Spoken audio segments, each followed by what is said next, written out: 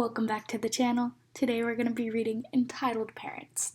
The first story. My mom hates my wife's cooking. On mobile. Too lazy to link my previous stories about my mom. This one was about a dozen years ago. Hey, maybe we'll check out his other stories. Who knows? So back before my wife and I had kid 3, my mom came to visit.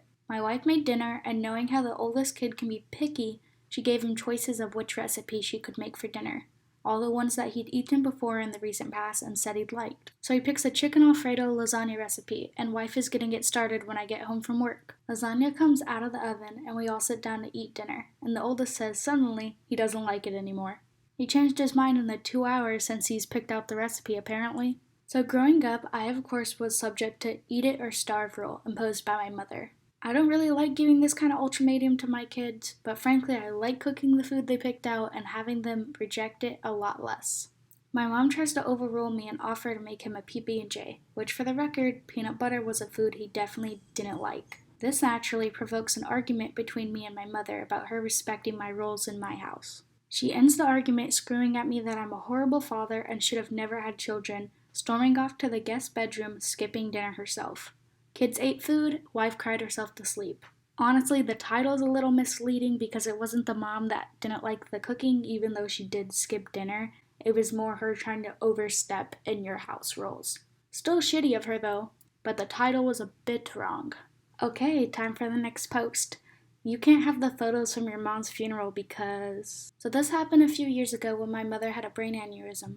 A bit of context. I was not in stable housing and could barely scratch up 10 cents on any given day. I was in and out of homelessness and was at the time. This becomes relevant shortly. So when I was 23, I was not in a good place. It was my first time living away from my mother, who I paid for to go on a holiday. She moved there, and so I was on my own. I moved in with friends who helped me get over her suddenly moving there without telling me, which was my fault for being a stubborn dick. About a year after she moved away, I got a call from my uncle saying that my mother was brain dead after suffering a brain aneurysm. This was a total shock to me because we were laughing and joking over the phone the day before. Now, I'm not the smartest person, rather I'm quite dense, so it didn't quite hit me what he meant initially, which must have been obvious because he offered to take care of the arrangements. I just needed to sign over next of kin. Fast forward 2 weeks, and I flew to Noosa to stay with another aunt and uncle for the funeral, which they helped me pay for the ticket. So here's the cast. GU is their favorite uncle. GA is their favorite aunt. Just think of it as great uncle, great aunt. That's how I'm going to be saying them. R is just an uncle who they tolerate. EA, entitled aunt. And then GP, grandparents. And then alien, who is their sister that isn't worth mentioning, they said. I wasn't saying that. They did. So cut to the funeral. We had all made our way to the crematorium so that we could say our final goodbyes to my mom. The service was, for the most part, really nice, other than the alien making a total ass of herself. We had all gathered outside to take a family photo because 1, it was a funeral, so we wanted a family photo to commemorate the occasion and have a nice memory to take away from a horrible day. And 2, because we hadn't seen each other in over a decade. Cue entitled aunt, and oh god, was it a doozy. Not only had she turned my mother's funeral into a fashion parade, but she was also using the flash on her phone while taking photos in the service, distracting everyone. She was flinting around, snapping photos of everyone. Random people's grave markers, multiple photos of the casket being lowered.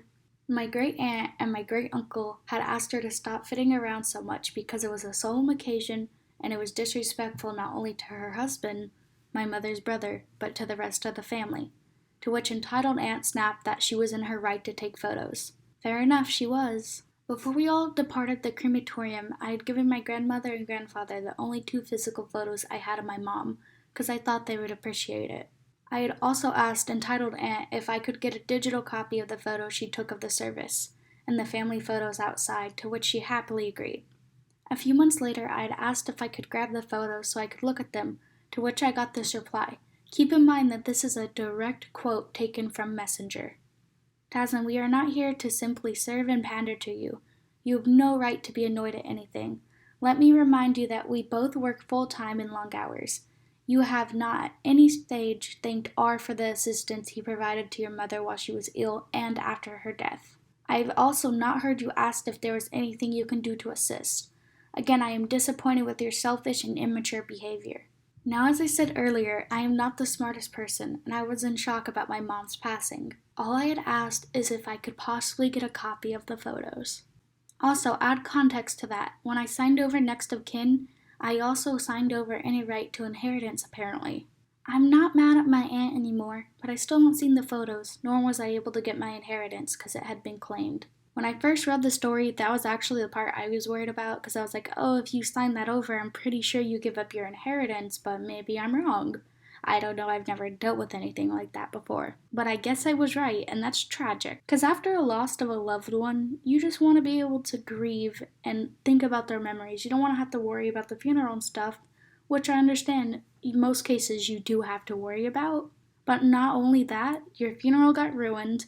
You didn't get any pictures. You have no family pictures now because you gave the rest to your grandparents. And you have no inheritance. I know passing away isn't about getting someone's inheritance, but sometimes it helps. And everything was taken from him because their uncle and the aunt are jerks. Okay, time for our third post. My mom sabotaged every childhood friendship I've ever had. She kept me as isolated as possible. She monopolized 100% of my time because she doesn't work and she was literally a presence throughout my childhood. My only escape was school. I spent every other second of my life with her. It was hell. I'd leave school and it'd be like I was sucked into a vortex where only my mom and I existed. My mom liked it this way. My mom refused to give our contact info to other parents because I was unable to remember it myself, and she thought it would help me learn if it was my own fault that I couldn't see my friends. When I was a little older and actually could remember our info, she said no every time I asked to invite a friend over, until eventually those friends just gave up asking. Whenever I was invited to a friend's house, she'd make me so late I wouldn't be able to go anymore, or I'd ruin everyone else's plans. This devastated me. I hated being late, and I hate ruining plans. I was distraught that people were mad at me. My mom would say it's my fault, and it led to me having massive anxiety anytime we had to go anywhere. Naturally, I stopped getting invited to things, and the other parents learned to not like working with my mom. The very few times I did have a friend over, my mom would try and join us, or would make my friends so uncomfortable that they'd never want to come over again.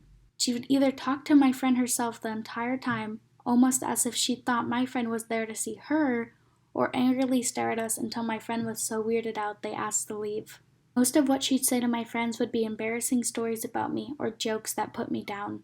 Sometimes she would even whine about how I hadn't included her enough while my friend was over and would lecture me about being rude. It was fun. My mom always found a reason to hate my friends or their parents. She'd shit-talk them and me for liking them and limit my access to them. Usually she'd be pissed off that some parent dared to say something to her that was probably deserved. Example, stop blaming your kid for being late. This was elementary school, so my mom was able to have complete control over my social life, and we were only like 5 to 13 years old. What adult tries to hang out with their young daughter's friends? True hell came in summer. I had no idea that other kids from school actually saw each other during the breaks. It was a foreign concept to me. I was so jealous of my classmates when I eventually found out because my summers were just so brutal. For me, summer was 4 months of unending abuse with no escape or socialization. We never even left the house except for groceries.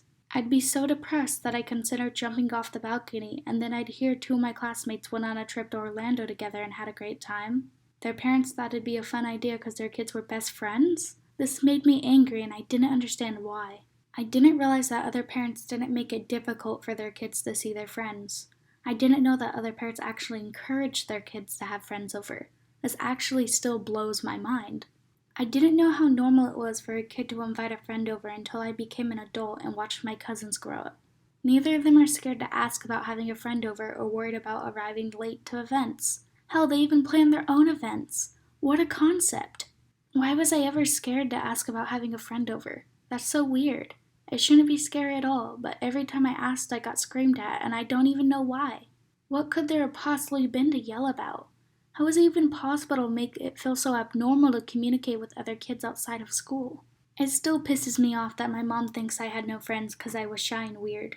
I was shy because I was constantly being berated by her and scared to speak, and I was weird. Going to my house must have been a weird experience for the other kids. I honestly don't blame them for not talking to me after. Oh my god, that story was heartbreaking to read. It seemed like the kid was the only thing the mom had, so they just tried to hold on to them for as long as they could, which led into serious mental abuse, berating, and seriously hanging out with like 5-year-olds or 13-year-olds as an adult. That's just weird. I get if you're doing an outing and you have to be the adult supervising, but just constantly and begging to be included? That's just weird. That's unhealthy. Her mind should have not been like this, and I feel so sorry for OP here. Well, that's the end of the video. Thanks for watching. Don't forget to like and subscribe. Have a great day.